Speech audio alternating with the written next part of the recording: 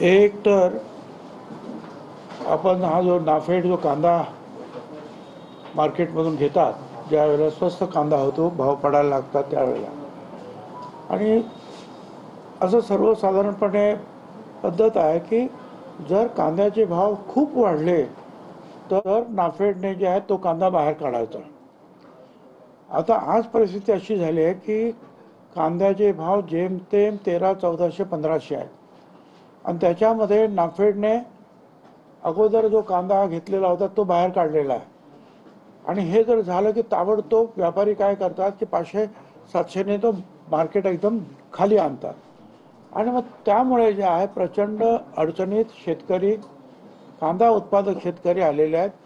तर तो एक मुद्दा मी कॅबिनेटमध्ये सांगितलं की हे असं कसं चालेल, म्हणजे अगोदरच जेमतेम भाव असताना नाफेड कसं काय कांदा बाहेर काढताय. आणि मग सीएम म्हणाले की मी स्वतः त्यांच्याशी बोलतो आणि सांगतो त्यांना. हा एक भाग. दुसरं असं होतं की मी पालकमंत्री असताना नाशिकचा आणि समीर भाऊ खासदार असताना आमच्या नाशिकमध्ये हे इलेक्ट्रॉनिक्स जे सामान जे आहे ते बनवण्याचे मोठे मोठे कारखाने आहेत आणि ते एक्सपोर्ट करतात. त्यांची अशी तक्रार होती की हे सगळं जे आम्ही एक्सपोर्ट तेव्हा करू शकतो ज्या वेळेला आम्हाला सर्टिफिकेट मिळेल. तर बँगलोरचं वगैरे जे काय त्यांचे जे इलेक्ट्रिक टेस्टिंग लॅब आहेत तिथून, आणि ते 3-3 महिने आम्हाला ते काही मिळत नाही. आणि आमच्या सगळे जे आहेत एक्सपोर्टचे जे आहेत सगळ्या गोष्टी जे थांबतात. आणि मग त्यावेळेला आम्ही नाशिकला शिलापूरजवळ 100 एकर जागा 1 महिन्यात उपलब्ध केली मी स्वतः. आणि त्यानंतर समीर भाऊने जे आहे मंत्रालय जे आहे दिल्लीतलं त्यांना ते घेऊन आले आणि त्यांनी मग सांगितलं की हे आम्हाला जागा बरोबर आहे आणि तिथल्या तिथे MOU करून त्यांनी कामाला सुरुवात केली.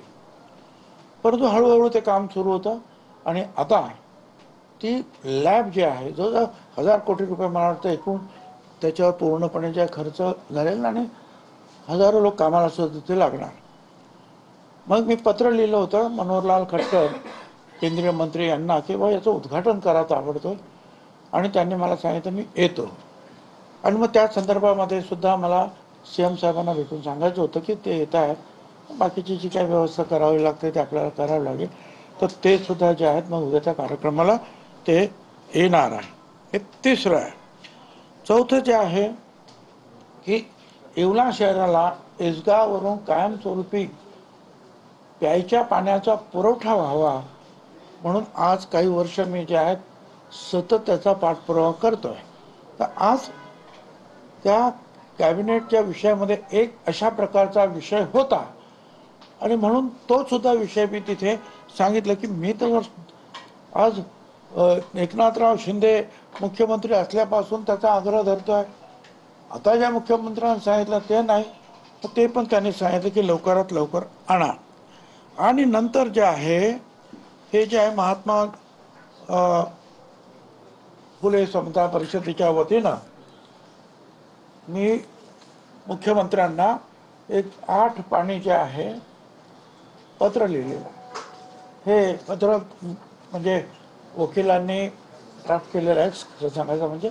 आणि त्याच्यामध्ये बरेचसे जे आहेत कायदेशीर मुद्द्याचा उहापोह त्यांनी केलेला आहे त्या 8 पानामध्ये. आणि त्यांनी शेवटी असं म्हटलेलं आहे की we trust and hope that the aforesaid factors will be taken into account to take a course of action including withdrawing or cancelling the GR dated 2/9/2025 म्हणजे परवाचं, or clarifying and removing ambiguities and vagueness in the GR 2/9/25 shall be adopted to avoid chaotic situation in Maharashtra. We expect an immediate action pursuant to the aforesaid representation. आणि मग त्याच्यावरती जे आहेत काय काय जे आहेत कायदेशीर मुद्दे जे आहेत आम्ही त्याच्यात सगळे मांडलेले आहेत. हे जे आहे ही एक एक स्टेप्स आहे आमची किंवा ठीक आहे आम्ही सरकारला सुद्धा अप्रोच झालेलो आहोत. ते आम्हाला कोर्टात सुद्धा मग ते सांगता येणार आहे की या सगळ्या गोष्टी आम्ही सरकारच्या निदर्शनास आणलेल्या आहे. त्यासाठी जे आहे आम्ही मुख्यमंत्र्यांनाही दिलो. मुख्यमंत्र्यांनी सुद्धा अतिशय काळजीपूर्वक ते वाचलं इथेच कॅबिनेट सुरू व्हायच्या अगोदरच आणि त्याच्यावर बरंच मोठं काहीतरी लिहिलेलं आहे. तर